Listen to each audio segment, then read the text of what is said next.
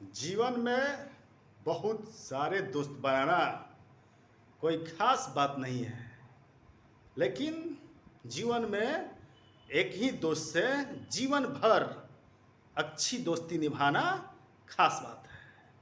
मैं शशि शंकर सिंह उर्फ राजीव कुमार आप सभी के बीच एक मित्र धर्म की अद्भुत कहानी सुनाने जा रहा हूँ। एक बूढ़ी माता थी जिन्हें ईश्वर की भक्ति में बहुत ही आस्था थी। हमेशा ईश्वर भक्ति में लीन रहती थी। वह बहुत गरीब माता थी।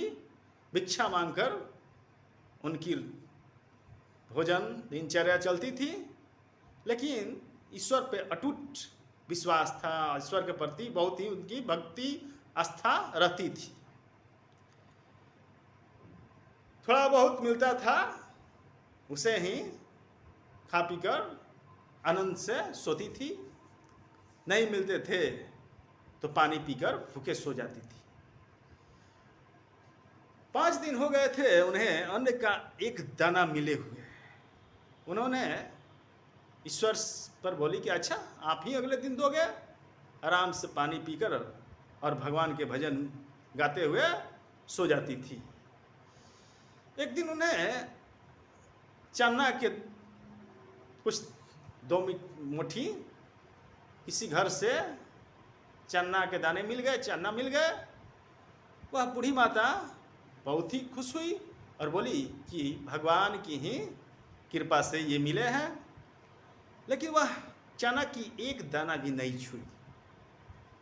उन्होंने उस चने को एक पोटली में बांधकर अपने झोपड़ी में टांग दी और बोली कि मैं अगले दिन भगवान को पहले भोग लगाऊंगी, उसके बाद मैं चने में से खाऊंगी।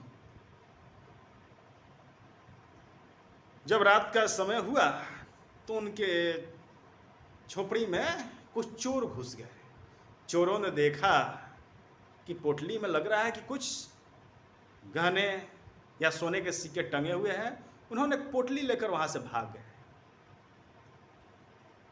भागते भागते कुछ दूरी पर गए तो कुछ और गांवों से आवाज सुनाई दिया। जोर से भागने लगे। भागते भागते वह चोरों ने संदीपन ऋषि के कुटिया में प्रवेश कर गए।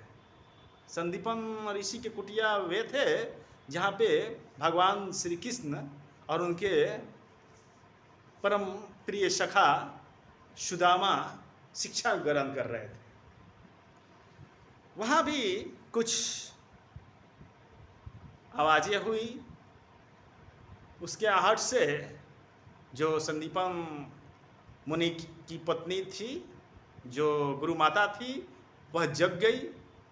उनके जगने पर चोरों ने वहाँ से उसी झोपड़ी में उस चने की पोटली को छोड़कर भाग गए। अगले दिन वह जो गुरु माता थी उस पोटली को खोलती है तो देखती है कि इसमें चने के दाने हैं। और इधर जो बूढ़ी माता थी वह देखती है कि अरे, मेरे झोपड़ी में चने के दाने नहीं है, चने के पोटली नहीं है। तो वह श्राप दे देती है कि जो भी मेरे चने के दाने खाएंगे, छुएंगे, वे दरिद्र हो जाएंगे। और इधर कुटिया में भगवान श्री कृष्ण और उनके सखा सुदामा जंगल में लकड़ी बीनने के लिए जाने के लिए तैयार थे।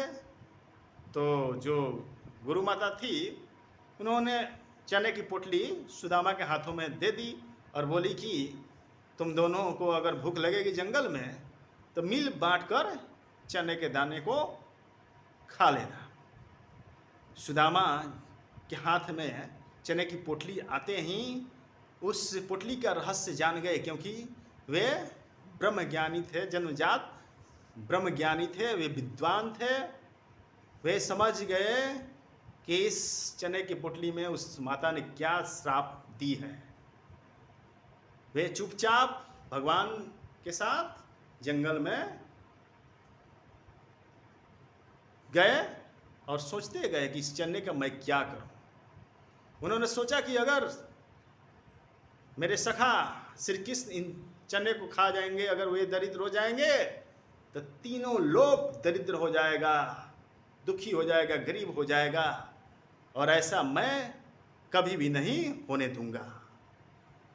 जब लकड़ी बीनते बीनते बारिश होने लगा, ठंड से ठिठुरने लगे, तो सुदामा सोचे कि अरे क्यों ना मैं इस चने को खा जाए, नहीं तो कहीं मेरे सखा खा गए तो यह तो बहुत अनहोनी हो जाएगी, ये मेरे मित्र धर्म की अवहेलना हो जाएगी। इधर उन्हें ऐसा आदेश नहीं था कि अकेले खाने का, फिर भी उन्होंने मित्र धर्म निभाने के लिए और पूरे त्रिलोक को दरिद्रता से बचाने के लिए चने के दाने को अकेले ही खा गए।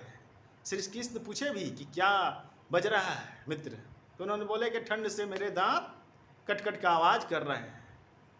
और इस तरह से सुदामा ने श्री कृष्ण को दरिद्र होने से बचा दिए। तो मित्र धर्म ऐसी होती है। मित्र वे नहीं जो कि केवल चपलूसी करे और समय आने पर उनका साथ नहीं दे। मित्र वही है जो समय में साथ देते हैं। इसीलिए मैं एक बार और याद दिला देता हूँ कि बहुत सारे मित्र बनाने कोई खास बात नहीं होता है, लेकिन एक ही मित्र से जीवन भर दोस्ती निभाना ही खास बात होता है। इस तरह से श्री कृष्ण के सुदामा परम मित्र हुए। श्री कृष्ण तो सारे रहस्य को जानते थे, तो भगवान इसी तरह किसी को मित्र नहीं बनाते हैं, है ना।